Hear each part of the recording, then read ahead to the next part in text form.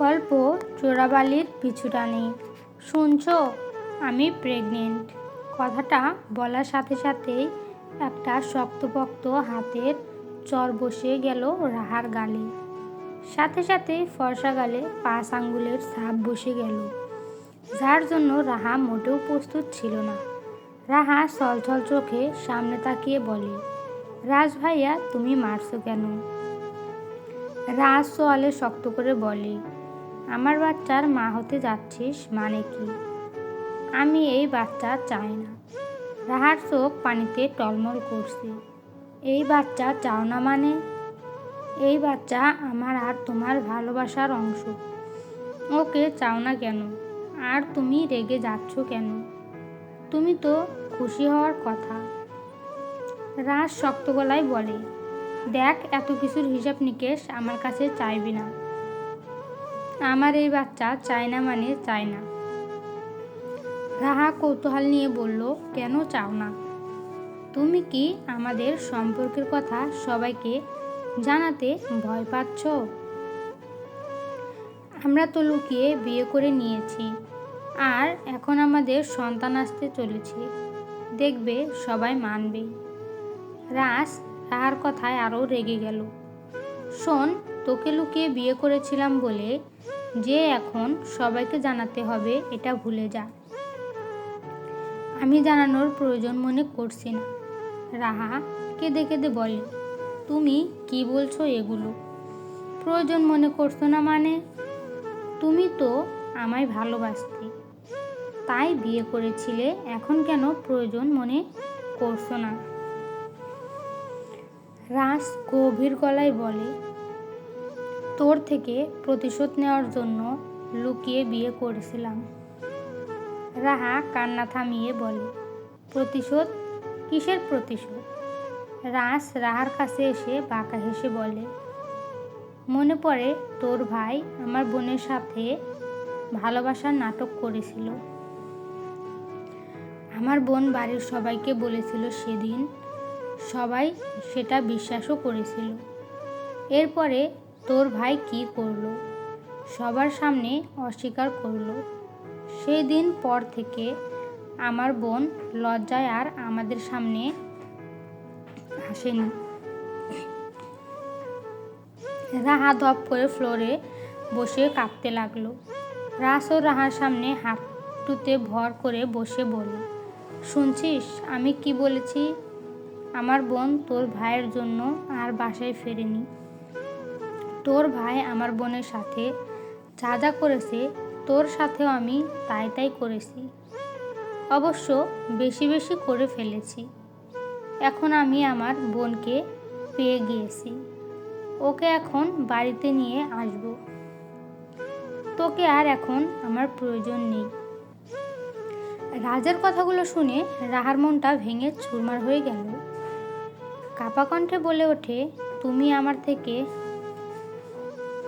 প্রতিশোধ নিতে এমনটা করলে কেন? ভুল করেছে আমার ভাই। আর এই বাচ্চার কি হবে? বাচ্চাটা এখনো দুনিয়ায় এলো না। রাজ শক্ত গলায় বলে, বাচ্চা দুনিয়ায় আসেনি যখন, তাহলে আর কোনো দিন আসবেও না। আমার প্রতিশোধ নেওয়া শেষ, তাই বাচ্চাটাকে নষ্ট করে ফেল। রাহা ভয়ে পিছিয়ে গিয়ে বলে, তুমি প্রতিশোধের জন্য একটা নিষ্পাপ প্রাণ মেরে ফেলবে? রাহার সোয়াল চেপে ধরে বলে, এই শোন, তোর জ্ঞান শুনতে চাই না আমি। বাচ্চাটা দুনিয়ায় আসবে না মানে আসবে না। রাহা ব্যথায় কুকিয়ে উঠে বলে, তাহলে আমায় বিয়ে কেন করলি? আমায় তো খুব ভালোবেসেছিলে, বউ করেছিলে। দিনের পর দিন আমার উপরে স্বামীর অধিকার দেখিয়েছ। আর বিয়ের সময় তো বলেছিলে সবাইকে জানাবে। আর এখন কাপুরুষের মতো কেন অস্বীকার করছো? চুপ, আর একটা কথাও বলবি না তুই। তোকে বিয়ে করেছি, এটার কোনো প্রমাণ আছে তোর কাছে? রাহা নিশ্চুপ হয়ে গেল। মুহূর্তের মনে হলো তার দুনিয়া থমকে দাঁড়িয়েছে। রাজ তীক্ষ্ণ চোখে তাকিয়ে বলে, কিরে বল, তোর কাছে প্রমাণ আছে? না, নেই। তাহলে ধরে নিয়ে আমাদের বিয়েই হয়নি, আর রইল বাচ্চা, বাচ্চাটা নষ্ট করে ফেলিস। এই বলে রাজ রাহাকে ছেড়ে দেয়। রাহা কাঁদতে কাঁদতে বলে, প্লিজ তুমি বাচ্চাটাকে অন্তত দুনিয়ায় আসতে দাও। রাজ রাহার মুখোমুখি হয়ে বলে, দেখ, তোকে 15 দিন সময় দিচ্ছি, তুই কি করে বাচ্চা নষ্ট করবি তোর ব্যাপার। তবে আমি এসে যদি দেখি বাচ্চাটা এখনো কিছু করিসনি, তাহলে কি করে বাচ্চাটা নষ্ট করতে হয় আমার ভালো করেই জানা আছে, কেউ জানবে না। রাহা রাজের দুগালে হাত রেখে করুণ সুরে বলে, তুমি এমনটা করতে বলো না।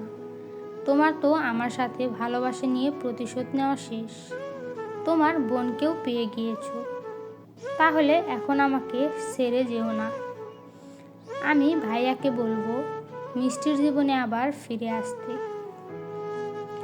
তুমি এই বাচ্চাটাকে দুনিয়ায় আসতে দাও।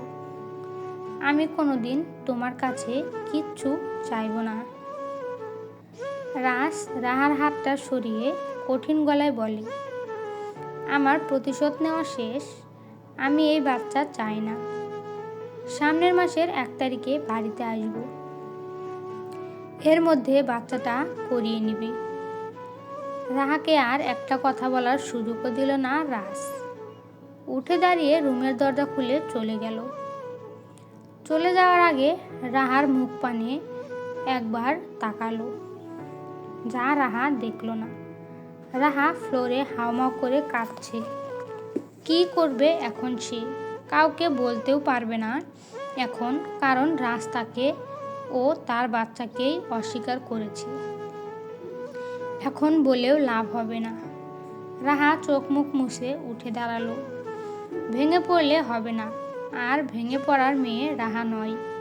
কঠিন সময়ে ভেঙে পড়ার মতো শিক্ষা তার বাবা মা দেয়নি। পরিচয়ে আসা যাক। রাহা রাজের ছোট চাচার মেয়ে। রাজের বাবার নাম শাহরিয়ার রাশেদ চৌধুরী, মায়ের নাম সাইমা চৌধুরী। তাদের এক ছেলে এক মেয়ে। ছেলের নাম শাহরিয়ার চৌধুরী রাজ, আর মেয়ের নাম নিশিতা চৌধুরী মিষ্টি। রাশেদ চৌধুরীর ছোট ভাইয়ের নাম শাহরিয়ার রুবেল চৌধুরী, তার স্ত্রীর নাম রুমানা চৌধুরী। তাদেরও এক ছেলে এক মেয়ে। ছেলের নাম শাহরিয়ার চৌধুরী রাদিফ, আর মেয়ের নাম রাহা চৌধুরী।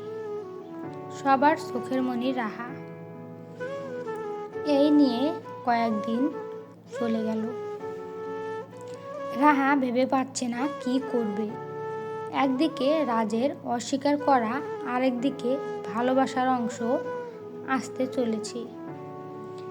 এই নিয়ে ভাবতে ভাবতে রাহা এই কয়েকদিন ঘর থেকেই বের হয়নি। সেই দিন বিকেলে রাহা বন্ধুদের বাড়িতে যাওয়ার কথা বলে বাড়ি থেকে বের হলো। রাহার হাত পা কাঁপছে, কি করবে ভেবে পাচ্ছে না। এই বাচ্চাটা একা একা কি করে মানুষ করবে। রাহা একটা রিক্সা নিয়ে হসপিটালের উদ্দেশ্যে চলে গেল। বাড়িতে গাড়ি ছিল, কিন্তু নিয়ে আসেনি।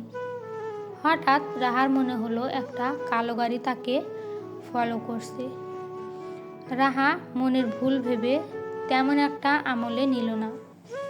রাহা হসপিটালের সামনে নেমে রিক্সার ভাড়া মিটিয়ে দিল। হসপিটালে ঢুকতেই রাহার পা দুটো কাঁপছে, চোখ দিয়ে তো জল পড়ছেই। রাহা যেই হসপিটালের ভেতরে ঢুকবে, ঠিক তখন একটা অপরিচিত ছেলে এসে ডাক দেয়। রাহা পিছন ফিরে তাকায়। আপু, আপনার নাম রাহা? রাহা স্বাভাবিকভাবে জবাব দেয়, হ্যাঁ, আমার নাম রাহা। ছেলেটি বলে, আপু, আমার বোন অসুস্থ, তো ওই যে গাড়িতে বসে আছে। আপনাকে দেখা মাত্রই আমাকে বলল আপনি নাকি তার বান্ধবী, আর আপনাকে ডেকে নিয়ে আসতে বলল। একটু আমার বোনের সাথে দেখা করবেন? রাহা সম্মতি জানিয়ে বলল, চলুন। রাহা সেই ছেলেটার সাথে একটা গাড়ির কাছে গেল। গাড়িটা সম্পূর্ণ কালো, বাহিরে থেকে ভেতরের কাউকে স্পষ্ট বোঝা গেল না। ছেলেটা বলে, আপু, আমার বোন ভিতরে আছে, গাড়ির দরজাটা খুলে কথা বলুন। রাহা গাড়ির দরজা খুলতেই ভিতরে থেকে আরেকটা ছেলে হ্যাঁচকা টান দিয়ে রাহাকে ভিতরে নিয়ে বসায়। রাহা ভয় পেয়ে বলে, আপনারা কারা আর আমাকে ধরেছেন কেন? আর এখানে না বললেন আমার কোনো বান্ধবী ডাকছে। আপনারা কি করতে চাইছেন বলেন তো? আমি কিন্তু চিৎকার করে লোক ডাকবো। একটা ছেলে রাহার মুখের সামনে একটা কাগজ এনে বলল, আপু, সব বলছি, আগে দেখুন তো এই ঠিকানাটা কোথায়। রাহা কাগজটা সামনে নিতেই সাথে সাথে সেন্সলেস হয়ে যায়। ঘন্টাখানিক পরে রাহার জ্ঞান ফিরল। চোখ খুলে নিজের অবস্থান বোঝার চেষ্টা করলো। পরক্ষণে বুঝে গেল সে তার নিজের রুমে বিছানায় শুয়ে আছে। চলবে?